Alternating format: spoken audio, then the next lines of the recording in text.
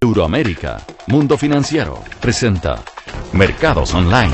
Hola, ¿cómo están? Muy buenas noches, gracias por acompañarnos. El momento que vive nuestra economía, después de que se han corregido algunas cifras en cuanto particularmente al crecimiento, es el tema que hoy nos convoca y lo hacemos junto al subsecretario de Economía, el señor Tomás Flores. Señor Flores, muchas gracias por acompañarnos. ¿Cuál es la sensación que percibe usted en torno a un momento en que hay una apreciación más bien negativa, donde hay una proyección a la baja en el crecimiento, hay una proyección a la baja en el precio del cobre, la bolsa por otro lado no está para nada bien, a nivel regional también se ve un decaimiento en las cifras de crecimiento del PIB? El momento económico, ¿cómo se percibe? Yo diría que cuando uno lo ve en una perspectiva, te encuentras con un proceso que es relativamente parecido a lo que ocurrió en el pasado. Hay que recordar de que la crisis subprime, la crisis de hace algunos años atrás, generó una tremenda destrucción de riqueza a nivel mundial, principalmente en países como Estados Unidos, Europa. Esa pérdida de riqueza provoca también paulatinamente cambios institucionales y plantea esfuerzos para los bancos centrales y para los gobiernos. Entonces, efectivamente, yo creo que los países desarrollados han logrado sortear esta tremenda destrucción de riqueza, algunos países mejores que otros, y ello tiene también una fase en la cual, paulatinamente, ese estímulo que tú le colocaste en el primer momento, cuando la crisis estaba en su peor parte, paulatinamente se empieza a retirar.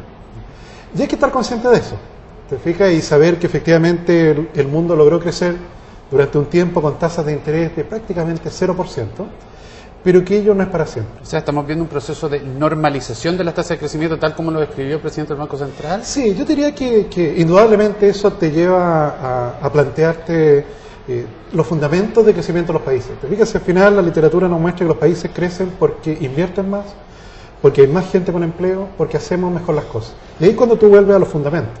Te fijas, hemos logrado invertir más y Chile sí, efectivamente ha logrado invertir más. Te fijas, algún tiempo atrás invertíamos de cada 100 pesos que Chile producía, invertíamos cerca de 21 pesos. Hoy día ya estamos invirtiendo cerca de 24 pesos. Probablemente el próximo año vamos a estar invirtiendo cerca de 25 y la meta es llegar a cerca de 28. O sea, en la medida que otros países no han logrado invertir más, Chile sí lo ha ido haciendo. También se han incorporado más personas al mercado de trabajo y también distintos indicadores de productividad muestran unos mejores resultados. O sea, siguen estando los fundamentos de Chile sanos y moviéndose en una dirección que te da un soporte de crecimiento que bueno, por cierto, otros países nos envidian. ¿Y en qué medida puede afectar la paralización de ciertos proyectos? Cubríamos hace algunos días un seminario de SOFOFA donde hablaba precisamente de esta paralización y daban cifras concretas en cuanto a proyectos mineros, energéticos que han estado paralizando y que se proyectan para los años próximos. ¿En qué medida este soporte puede afectar esta paralización? Te afecta, porque finalmente cuando yo te doy estas cifras de cuánto estamos invirtiendo de cada 100 pesos que producimos, cuando tú haces doble clic allí, te vas finalmente a los proyectos de inversión. Te picas en ello, paulatinamente tienes que ser capaz, para mantener una economía que crezca entre 5 y 6%, de generar una industria nueva que exporte más de $1.000 millones prácticamente cada 5 o cada 7 años. Entonces tú tienes que estar pensando, decir, bueno, ya tenemos una industria como ella, como lo es el sector salmonero, pero en 5 años más, ¿cuál va a ser la siguiente gran industria? Y en ello, evidentemente, alto costo energético, o una gran tramitación en tribunales de justicia de proyectos relevantes, por cierto, que te genera un ruido relevante. Y allí es donde está el desafío de política pública. ¿Cómo enfrentas eso? Que te está hoy día generando una desventaja competitiva. Hoy día el gran motor del crecimiento de la economía, y lo vimos también en los últimos IMASEC, es la demanda interna. ¿El consumidor chileno se está dando cuenta que estamos creciendo menos y que eso en alguna medida puede afectar? Es probable que todavía no en gran magnitud. ¿Te fijas? Porque cuando tú miras las cifras, efectivamente la tasa de creación de empleo se mantiene bastante robusta, los salarios crecen por sobre la inflación, entonces tienes ahí un poder adquisitivo que te da soporte a este aumento de consumo. También los ciclos muestran un rezago, habitualmente es la inversión la que reacciona primero a estos cambios de ánimo y probablemente el consumidor lo va siguiendo pero con un rezago, que claro, si no te preocupas bien de ese rezago puede generar algún problema por exceso de endeudamiento.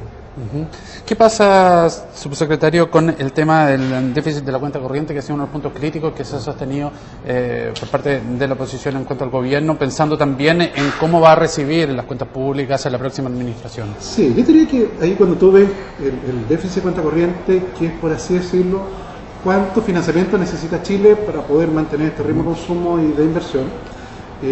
Evidentemente se te transforma en un riesgo cuando la posibilidad de poder captar financiamiento para ese déficit se te reduce radicalmente. Afortunadamente hemos tenido cifras de inversión extranjera bastante altas, el capital que está ingresando a Chile y que financia parte de este déficit, así como también acceso al mercado de capitales de manera relativamente fluida. Entonces yo te diría que por el lado del déficit de cuenta corriente, por cierto que es algo que hay que monitorear, pero que tiene acceso a financiamiento sin mayor problema. Hablemos de perspectiva, se mantiene, bueno, los organismos internacionales, el Banco Central, así todo el crecimiento con una corrección leve a la baja, en torno al 4,5, 4,6%, ¿ustedes concuerdan también con eso? Sí, concordamos con eso y es muy importante en esto ver cuáles son los grados de libertad, en términos de cuáles son los niveles de maniobra frente a condiciones que tal vez pueden ser algo más adversas en el contexto internacional. Y ahí tú ves, en el caso de Chile, inflación bastante moderada, te fijas, no es para nada una amenaza, a diferencia de otros países latinos en los cuales la inflación ha estado subiendo bastante. Tenemos una situación en la cual el Banco Central podría bajar la tasa de interés y tiene un rango para ello. Hoy día el mercado está discutiendo si efectivamente ya no en cuánto se baja la tasa, sino que probablemente cuándo ello va a ocurrir. Y existe ese espacio, te fijas, hay otros países que su tasa de interés está prácticamente en cero y que ya no hay mucho más que puede hacer, ya no tienes más movilidad. En el caso de Chile tiene ese espacio de maniobra. Subsecretario, muchísimas gracias por haber estado esta noche con nosotros. El momento que está viendo nuestra economía, las proyecciones y los distintos ámbitos que ello conlleva, lo analizamos junto al subsecretario de Economía, Tomás Flores. Nosotros pasamos a revisar los resultados de las bolsas en el mundo. Jornada positiva para los mercados, con excepción de la bolsa chilena. ¿Qué pasó en Asia? La especulación de que el gobierno de Pekín podría actuar para estabilizar el crecimiento económico incidió en que la bolsa de Shanghái repuntara un 3,23% y también el resto de las plazas. En Europa también fue una jornada de ganancias luego que se conociera que desde Estados Unidos y la autoridad de la Reserva Federal sostuviera que las medidas de estímulos se mantendrán hasta que no se regularice y hasta que no aumente el empleo, y eso incidió en los buenos resultados. Chile, para nada positivo, no logra recuperarse el índice de precios selectivos de acciones y hoy día nuevamente cayó 0,15% de descenso. La acción más transada fue Sokimich B y el sector es con mayores pérdidas el sector consumo. Se los decía, Estados Unidos también tuvo una jornada positiva y de hecho alcanzó un máximo histórico. Wall Street teniendo un incremento de 1,1% y de esto después de que Ben Bernanke reafirmara que la política monetaria seguirá siendo flexible. ¿Qué pasó con el dólar? 505,4 cerró y el cobre aumentó su valor en 3,18%, importante incremento en 3,17. Y hace un par de horas el Banco Central anunció que mantiene la tasa de política monetaria en 5%, aunque cada día y cada mes más son los que sostienen que está muy próximo a tener un descenso. Llegamos al fin de nuestro programa, nos despedimos, que estén muy bien, nos escuchamos mañana.